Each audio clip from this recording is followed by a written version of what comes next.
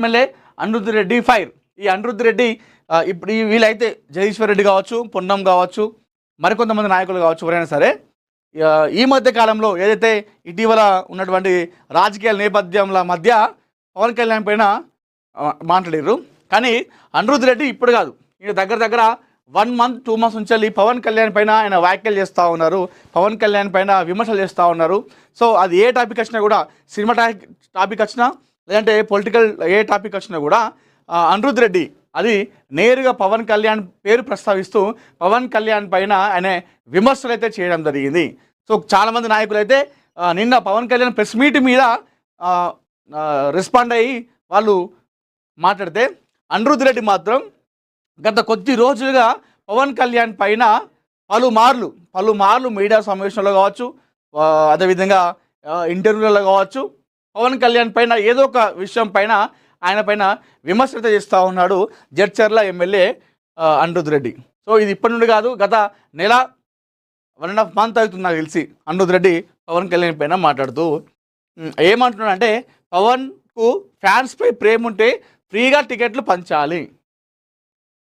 పవన్ కళ్యాణ్ అంటే ఫ్యాన్స్ చాలామంది పిచ్చి వాళ్ళు ఉంటారు కదా, అంటే అంత పిచ్చిగా అభిమానించినటువంటి ఫ్యాన్స్ ఉంటారు కదా, మరి అంత అభిమానం ఉంటే నీ ఫ్యాన్స్కు నువ్వు టికెట్లు ఫ్రీగా పంచా అని చెప్పేసి అనిరుద్ధ్ రెడ్డి అయితే చెప్తా ఉన్నాడు. నిన్న మీడియా సమావేశంలో పవన్ కళ్యాణ్ తన ఇంటి దగ్గర మీడియా సమావేశం అయిపోయిన తర్వాత, నీ ఫ్యాన్స్ నీకు అంతా అని చెప్పేసి మాట్లాడుతున్నావు కదా పవన్, నీకు నీ అభిమానుల మీద ప్రేమ ఉంటే నీ అభిమానులకు నీ సినిమాని ఫ్రీగా చూపెట్టాలి.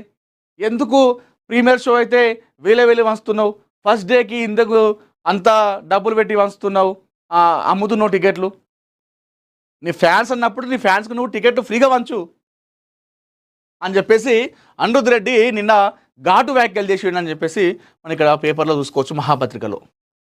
అమిత్ షాపై ప్రేమ ఉంటే గుజరాత్లో పోటీ చేయమని చెప్పేసి చెప్తా ఉన్నారు Jadcherla MLA, Congress MLA Anirudh Reddy.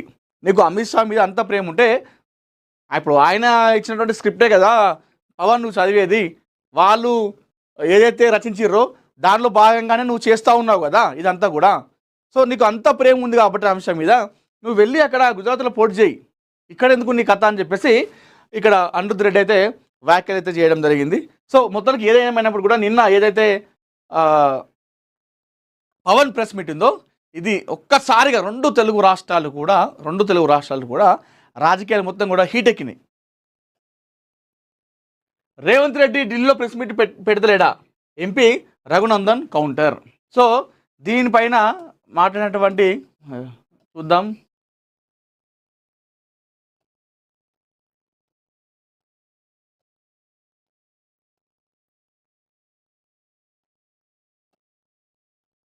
So ఓవరాల్గా చూసుకుంటే ఈరోజు మొత్తం పవన్ కళ్యాణ్ యొక్క ఏదైతే ఉందో ఇక్కడ మొత్తం మనకు అదే చూసుకోవచ్చు ఈ పేపర్లలో అంతా కూడా.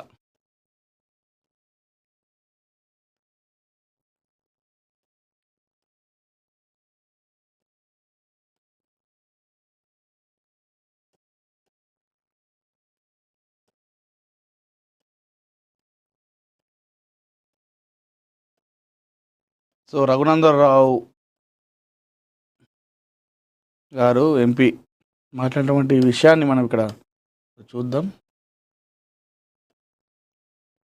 సో అంటే రఘునందన్ రావు మాట్లాడుతూ మాత్రం ఆయన పవన్ కళ్యాణ్కి మద్దతు ఇస్తున్నట్టుగానే మాట్లాడడం జరిగింది రఘునందన్ రావు అయితే. సో అందరు కూడా ప్రెస్ మీట్ పెట్టి పవన్ కళ్యాణ్ పైన విమర్శలు చేస్తే రఘునందన్ రావు మాత్రం ఎవరైతే విమర్శలు చేయడం జరిగిందో కాంగ్రెస్ నాయకులు వారిపైన ఆయన తీవ్ర స్థాయిలో విరుచుకుపడ్డారు. సో అంటే రేవంత్ రెడ్డి పోయి ఢిల్లీలో ప్రెస్ మీట్ పెడితే ఏం కాదు, కానీ పవన్ కళ్యాణ్ వచ్చి ఇక్కడ ప్రెస్ మీట్ పెడితే తప్పేముంది అన్నట్టుగా రఘునందన్ రావు కౌంటర్ అయితే ఇవ్వడం జరిగింది నిన్న వాళ్ళకి. సిద్ధప్ప గిదేం తప్ప, పిల్లల ప్రాణాలతో వ్యాపారమా, రాక్వేలకు నిబంధనలు వర్తించవా, ఫైర్ సేఫ్టీ లేకుండా విద్యాశాఖ అనుమతులేలా, ఆక్యుపెన్సీ నిర్మాణ అనుమతుల పత్రాలేవి, జీవో 311ను కాలరాస్తున్న అక్రమార్కులు. నిన్న మన మహాపత్రికలో ఏదైతే ఎక్కడైతే తెలంగాణలో అక్రమంగా భూములు చెరబడుతున్నారో, భూ కబ్జాదారులు కావచ్చు, లేదంటే ఇలాంటి జీవో 311ని కాలరాస్తున్న వారిపైన ప్రతిరోజు కూడా మనం వారి చీకటి కోణాలని వెలుగులోకి తీసుకొస్తుంది మన మహాపత్రిక. దానిలో భాగానే ఇప్పుడు రాక్వెల్ ఏదైతే ఇంటర్నేషనల్ స్కూల్ ఉందో దీనిపైన వీళ్ళకు నిబంధనలు వర్తించవా, జీవో 111 ఎందుకు కాల్ రాస్తున్నారు, ఫైర్ సేఫ్టీ ఏది, ఆక్యుపెన్సీ నిర్మాణ అనుమతుల పత్రాలు ఇవి అని చెప్పేసి ఈరోజు మహాపత్రిక మరొకసారి నిలదీస్తూ ఉంది మన రాక్వెల్ ఇంటర్నేషనల్ స్కూల్ని. ఒకసారి ఈ స్కూల్ ఏంది, దీని కథ ఎందుకు మనం చదువుదాం. ఇది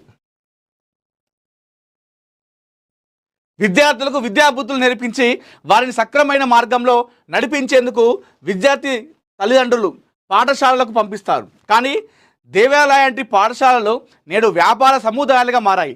ఇంటర్నేషనల్ స్కూల్ పేరుతో కార్పొరేట్ స్కూళ్ళ యాజమాన్యాలు నిబంధనలు ఉల్లంఘించి పిల్లల ప్రాణాలతో చిలగాటమాడుతున్నాయి.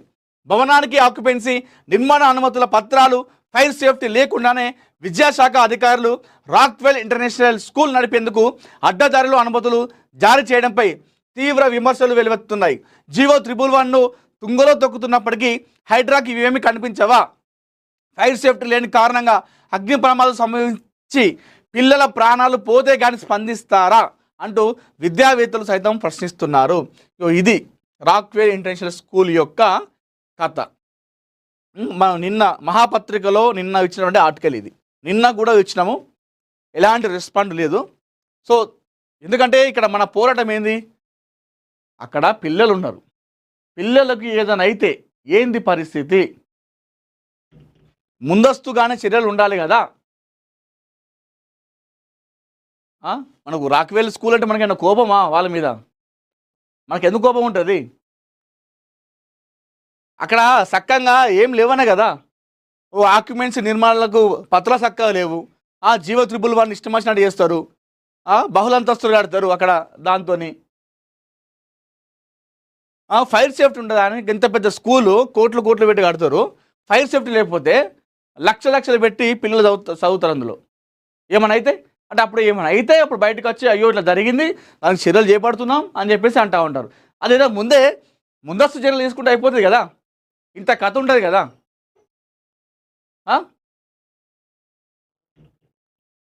ఇది కథ. మరి ఎందుకు మరి హైడ్రా ఎన్నో చేస్తుంది, అక్కడక్కడ మంచి మంచి పనులు చేస్తూ ఉన్నారు హైడ్రా.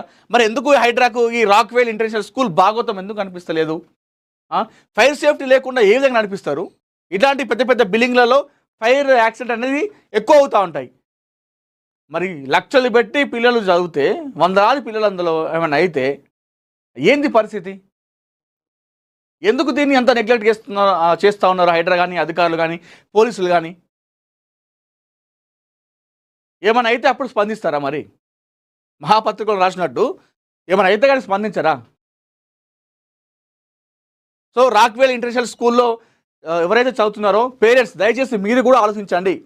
మీరు రేపు మీ పిల్లల్ని స్కూల్లోకి డ్రాప్ చేస్తారు కదా, వెళ్ళినప్పుడు మీరు స్కూల్లో సరైనటువంటి అన్ని